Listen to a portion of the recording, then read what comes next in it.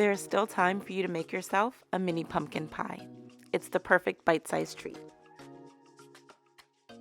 You'll start first with some all-purpose flour in a very large bowl. Then you'll add some white granulated sugar, followed by some salt. The video description box will have the link so that you can view the full recipe details. You're going to go ahead and whisk everything together. This is basically going to form the base of the mini pie crusts. Next, you're going to be adding some very cold butter. You go ahead and slice it into small pieces and then add it to the dry ingredients. I like to keep my pie crust very simple. This is basically an all butter pie crust. Once you've finished adding all of the cold butter, you're going to go ahead and use a pastry cutter. This is a tool that I really like. It basically has little sharp blades that's going to help you to break up the butter and mix it all in to form your pie crust dough. So I just basically sometimes use a rocking motion just to kind of break everything together to form the dough. There's no particular science to it. Basically, other times I'll move it up and down. I just do a bunch of different motions trying to break up the butter into different chunks. Whenever I notice that the butter seems to be getting stuck to the blades, I'll use the back of a knife to kind of push the butter off the blades back into incorporate with the rest of the dough. That may not be the best thing. I don't know if the knife is messing up the blades, so maybe you shouldn't do that, but I'm just telling you that's what I do. So this is what it looks like right now. It's sort of a crumble mixture, but not done yet, so you have to keep going. And eventually what you'll notice after some time is that the color starts to change and the texture starts to change too. And this is how you know that basically you're done breaking up all the butter and it's all fully incorporated. So again, I kind of scrape off some of the part that's sticking, and then I basically try and check the dough. This is actually sort of the texture that you're looking for. It does take a good amount of time to get to this point. I'd say probably more than 15 minutes. When you pick a piece of the dough, you'll see already it sticks together and basically is forming dough on its own. That's again how you know that you're ready. So next I'm going to add some very cold water to the dough.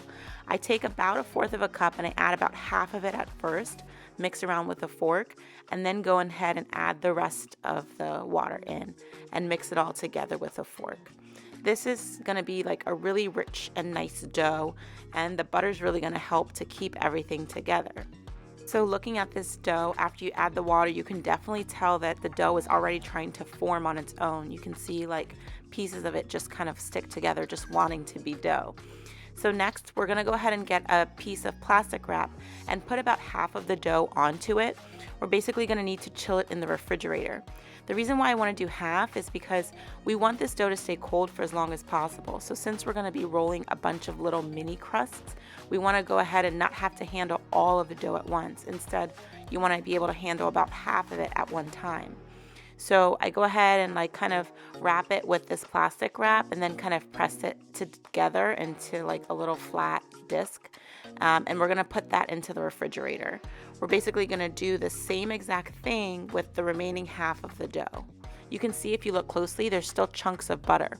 And this butter is what's going to make it a really nice flaky crust. So this is the other half. I already did the same thing. And I'm going to go put both in the refrigerator at least for an hour. So I take the dough out of the refrigerator after it's sat in there for at least an hour, and you can tell that it's much firmer to touch, much harder. I'm going to work on just one, and this other one I'm going to go put in the refrigerator so it doesn't get too warm. So I basically go ahead and unwrap it. I'm going to be rolling it out. You can see I already very generously floured the countertop, and I also go ahead and flour the rolling pin a little bit on top of the dough just so that it doesn't stick.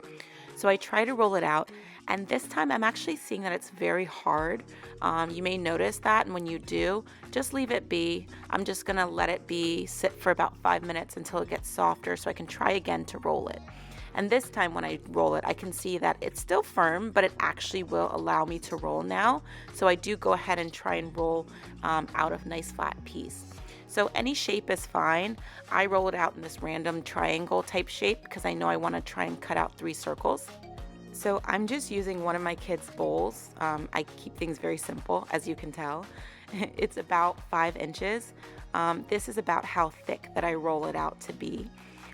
If you have one of those circular pastry cutter sets, you can definitely use that too.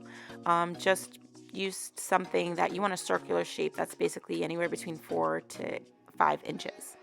So once I'm done cutting out some of them, I go ahead and ball up the scraps and roll out some more. And I basically want to try and get about 12 of these. Once I'm done, I go ahead and grab some non-stick spray and spray my muffin tin so that the crust will be so easy to take out later. So the way you insert it is I basically take one of the circles, I sort of drop it into the little cavity. I don't force it inside, I just very gradually drop it in and then gradually fold all of the sides and press it into the sides. It should look like this. Be sure to press the dough into the sides and also into the bottom just to make it nice and formed inside.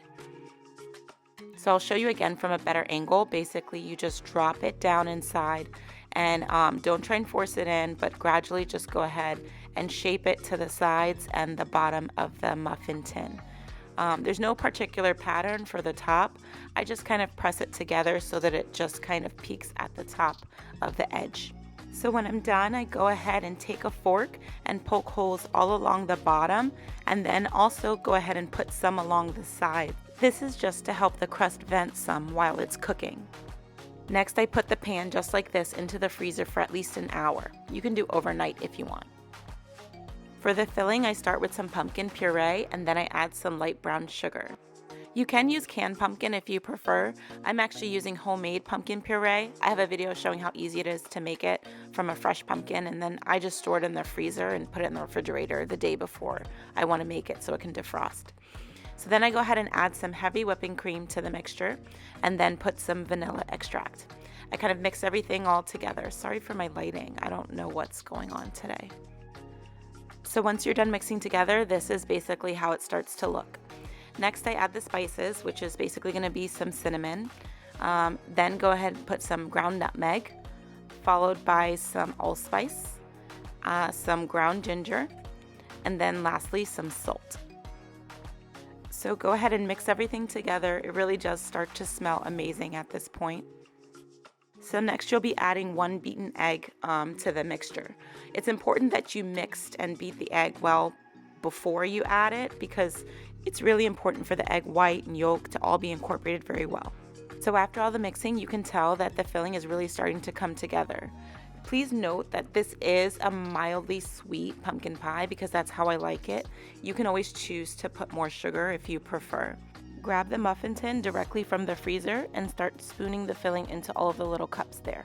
I basically use an ice cream scoop to go ahead and partition all of the filling inside the little pie crusts. You should have enough to fill all the cups. In an oven that's been preheated to 350 degrees Fahrenheit, I go ahead and put the mini pumpkin pies into the oven to bake. I bake them for 55 to 60 minutes. I test them with a toothpick just like I would when baking a cake, just to make sure that the toothpick comes out dry. And before you know it, these bite-sized treats are ready, perfect for the fall season. Be sure to let the mini pumpkin pies cool completely before you take them out of the muffin tins. You can find the full recipe details in the description box below. I tend to store these in the refrigerator only for about a few days. If I want them for longer, I go ahead and individually wrap them in plastic wrap and then store them in a freezer safe container, and then I keep them in the freezer if I want to keep them for longer.